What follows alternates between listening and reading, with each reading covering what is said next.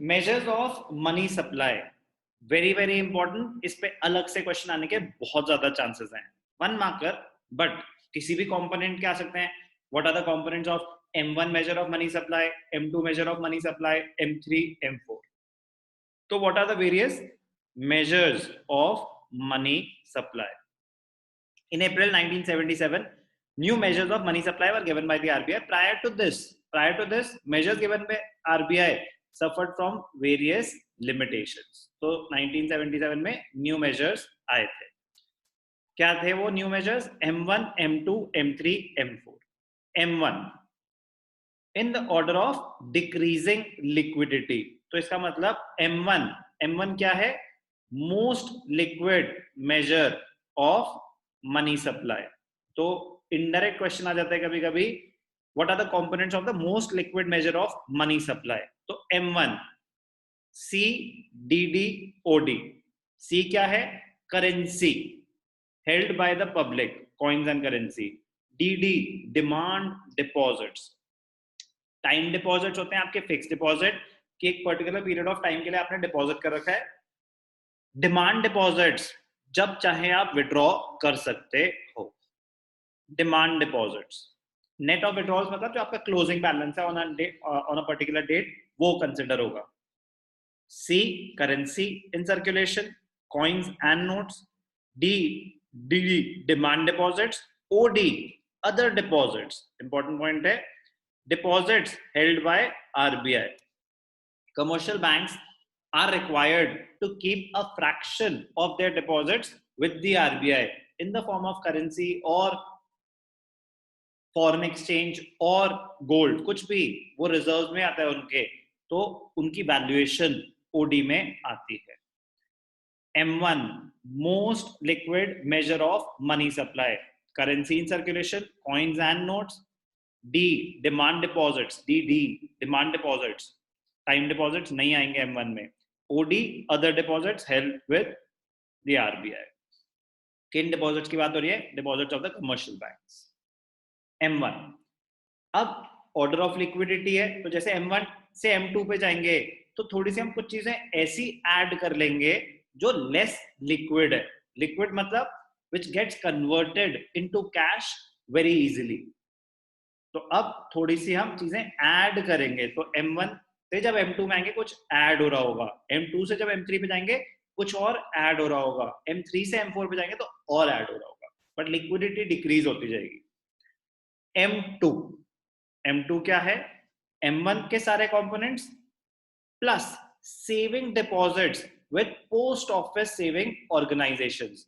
Saving deposits with post office saving organisation, तो कुछ आपकी स्कीम्स जो आप लॉन्ग टर्म इन्वेस्टमेंट करके बैठे हैं, तो आपने पैसा सर्कुलेशन से निकाल के कहीं पे पोस्ट ऑफिस सेविंग स्कीम्स में डाल दिया, जैसे कि NSC national saving certificate, KVP किसान विकास पत्र। आपके नॉलेज के लिए, एग्जाम में ये सब नहीं, बट ये पता होना चाहिए post office saving schemes long term investment होती है।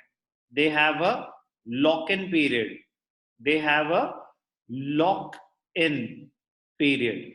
लॉक इन पीरियड का मतलब होता है एक टाइम से पहले आप वो पैसा विड्रॉ नहीं कर सकते। पीएफ की स्कीम्स भी देते हैं पोस्ट ऑफिस वाले, पीपीएफ कह सकते हो उसको, पब्लिक प्रोविडेंट फंड। एक तो होता है ईपीएफ एम्प्लॉइज प्रोविडेंट फंड, एक होता है PPF public provident fund.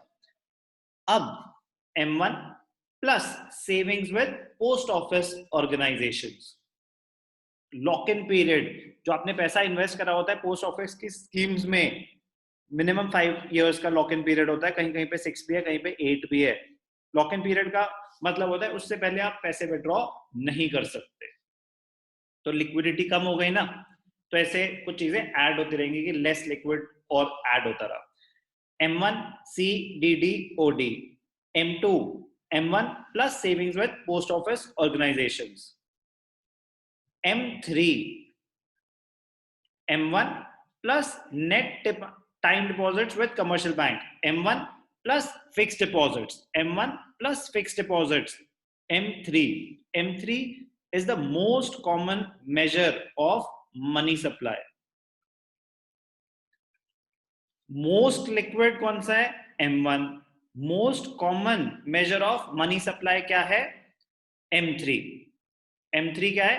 M1 C DD OD plus TD। TD क्या हो गया आपके? Time deposits, term deposits. तो टाइम डिपॉजिट्स आपके फिक्स डिपॉजिट्स को बोलते हैं। It is a broad money supply concept. Broad, narrow. Narrow कम कंपोनेंट्स, कम चीजें कवर कर रहे हैं, ब्रॉड ज्यादा चीजें कवर कर रहे हैं। It is the most common measure of money supply. M3 की बात हो रही है। When money supply is measured with the help of M3, then it is also called as aggregate monetary resource of the country. कह रहे ये है total monetary resource of the country in the form of currency, coins and notes, demand deposits, withdrawable at demand, जब मर्जी withdraw कर सकते हैं आप, and time deposits, fixed deposit। कह रहे वही तो आपका पैसा आपने FD में डाल दिया लंबे पीरियड के लिए। M1, M2, M3, last least liquid, M1 most liquid, M4 least liquid। सब कुछ आ गया उसमें, सब कुछ मतलब M3 तक तो आ ही गए थे। क्या M3 में क्या नहीं था? Savings with post office organisations. तो M3 में अगर ऐड कर दें, M3 में अगर ऐड कर दें savings with post office organisations तो क्या आ जाएगा? M4। M4 का फॉर्मूला क्या हो जाएगा? ध्यान से देखना। M4 is equal to M3 plus savings with POSO, post office saving organisation. तो post office saving organisation, post office में ही एक सेपरेट से, पोस्ट ऑफिस में तो चिट्ठियां जाती हैं, स्पीड पोस्ट जाते हैं, उनका ही एक डिवीजन है जो ये इन्वेस्टमेंट्स भी हैंडल करता है, उसको बोलते हैं post office saving organisation. Measures of money supply, very very very very important. M1 most liquid, order of liquidity में जाएंगे तो M4 लीस्ट लिक्विड, तो एक मोस्ट लिक्विड एक least liquid. M3 is the most common measure of money supply. तो money में इतनी बातें ही पता होनी चाहिए। समराइज करूंगा।